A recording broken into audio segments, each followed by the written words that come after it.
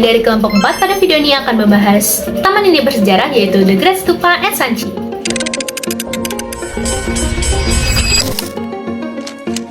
Stupa at Sanchi. Monumen ini merupakan salah satu stupa Buddha tertua yang ada di India dan merupakan stupa terbesar yang ada di kompleks Sanchi, Madhya Pradesh, India.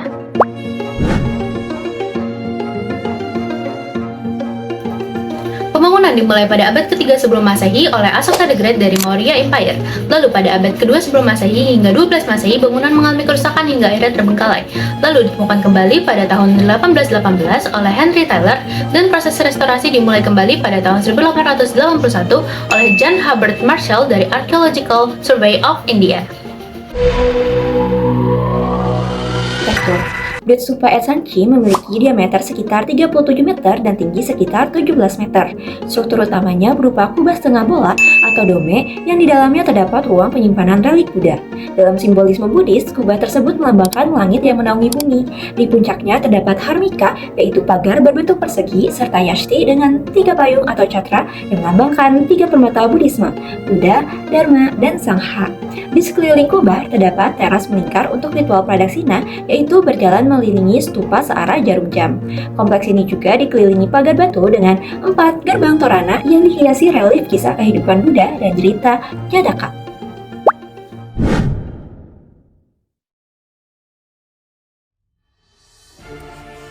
The Great Stupa at Sanchi digunakan sebagai monumen pemuja dan tempat penghormatan relik Buddha. Stupa ini juga dipandang sebagai mandala 3 dimensi yang digunakan umat Buddha untuk bermeditasi dan melakukan ritual pradaksina, yaitu mengelilingi stupa searah jarum jam.